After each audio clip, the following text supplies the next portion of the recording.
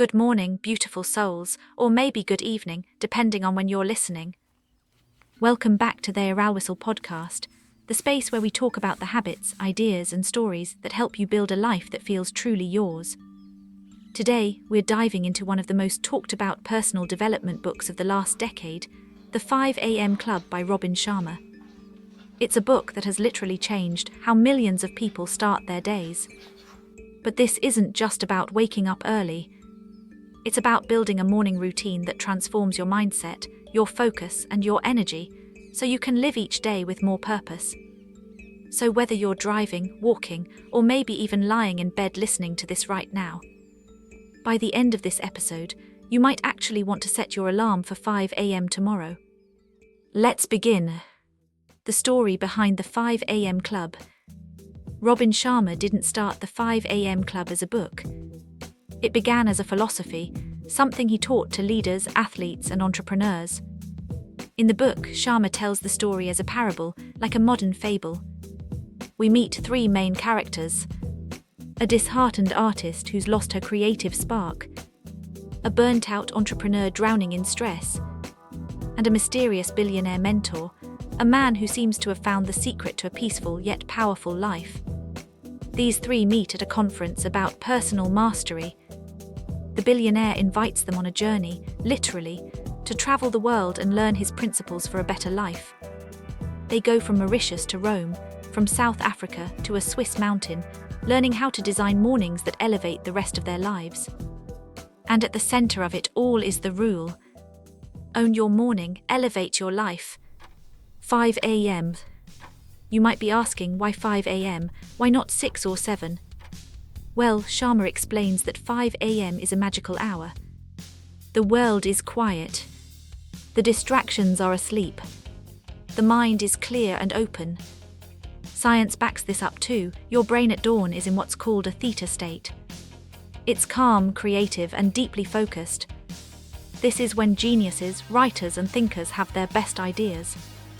It's also the perfect time to work on you, before the world starts demanding your attention. When you wake up early, you're not reacting, you're creating. You're not scrolling, you're growing.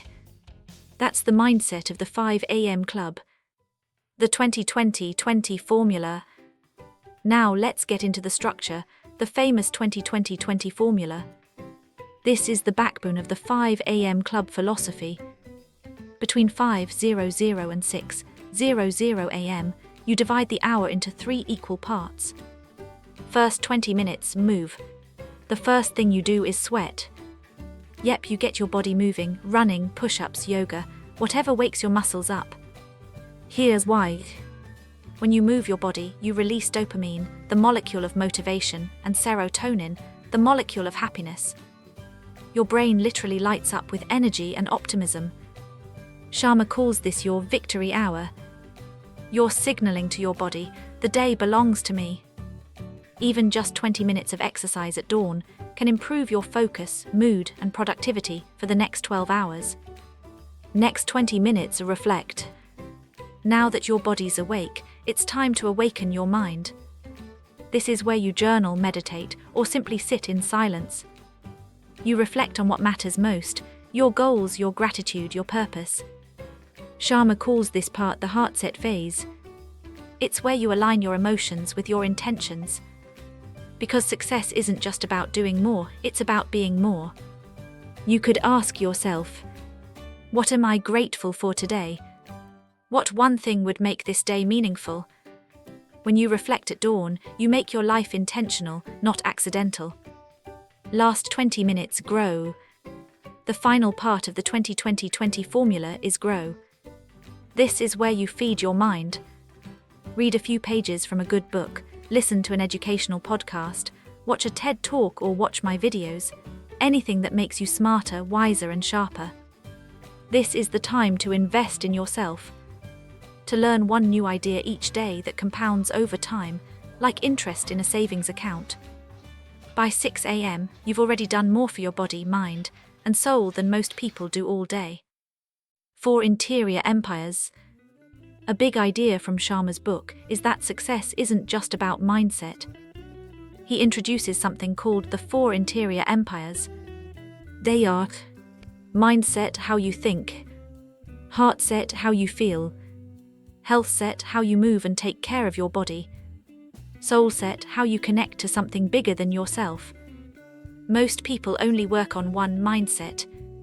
They read business books, watch motivational videos, but neglect the rest. Sharma says real transformation happens when you balance all four. Because you can't think like a champion if you feel emotionally broken. You can't build big dreams if your body is tired. And you can't truly lead others if your soul is empty. The 5 a.m. routine gives you the space to nurture each empire every single morning. The twin cycles of elite performance. Now here's something that really hit me when I read the book. Sharma says the key to high performance isn't working harder, it's recovering better. He calls this the twin cycles of elite performance. The high excellence cycle, when you're focused, productive, and in flow. And the deep recovery cycle, when you rest, recharge, and renew. Think about an athlete. They train hard, but their muscles actually grow during rest, not during the workout. The same goes for creativity and leadership. When you wake up at 5 a.m., you give yourself that silent space to rest your mind from chaos and fill it with clarity. That's how you enter your excellence cycle with energy, not exhaustion. The 66-day habit formula. Okay, so here's the question everyone asks. How do I actually make this stick? Sharma's answer: 66 days. It takes about 66 days to install a new habit until it becomes automatic. He breaks it down into 3 stages. Destruction from day 1 to day 22. You're breaking your old patterns, it feels hard, you'll want to quit. Installation from day 23 to day 44. You're adjusting, you still struggle but you start feeling small wins. Integration from day 45 to day 66. It becomes part of who you are. Waking up early no longer feels like a punishment, it feels like freedom. After 66 days, the habit is yours. It doesn't control you, you control it. Lessons from the billionaire mentor. One of the most beautiful parts of the book is the wisdom the billionaire shares. He's not just teaching discipline, he's teaching life. He says, you can't inspire the world if you're exhausted by it. He teaches them that success without peace is failure. That slowing down is not laziness, it's strategy. He tells them, great heroes are made in solitude. And that's exactly what the 5 a.m. hour gives you: solitude. It's not about waking up early to do more. It's about waking up early to be more present. Real life applications. Let's talk about what this looks like in real life. Imagine this. You wake up at 5 a.m., no phone, no notifications. You stretch, breathe, move your body. You write down 3 things you're grateful for. You read 10 pages from a book that inspires you. By 6 a.m., you're calm, focused, and ready. When your coworkers wake up, you've already trained your mind and body. You're not rushing, you're creating. You walk into your day as a leader, not a follower. That's the superpower of the 5 a.m. club.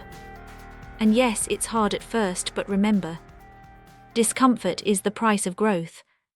Quotes worth remembering. Here are some of my favorite quotes from the 5 a.m. club. All change is hard at first, messy in the middle, and gorgeous at the end.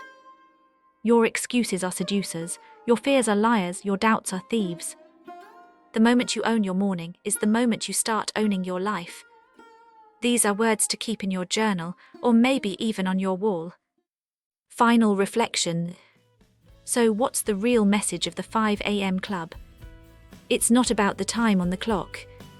It's about taking control of the only thing you truly own, your attention. Every morning, you're given a blank page. You can fill it with chaos or creation, noise or growth. And that choice, that quiet moment when you decide who you're going to be today, that's where your transformation begins. So tomorrow morning, when your alarm goes off at 5 a.m., don't see it as a punishment. See it as an invitation to meet the best version of yourself before the world demands it. Thank you for listening to Therealwissal Podcast. If this episode inspired you, share it with someone who needs a little morning motivation. And remember, own your morning, elevate your life. I'm Rady Whistle, and I'll see you bright and early in the next episode.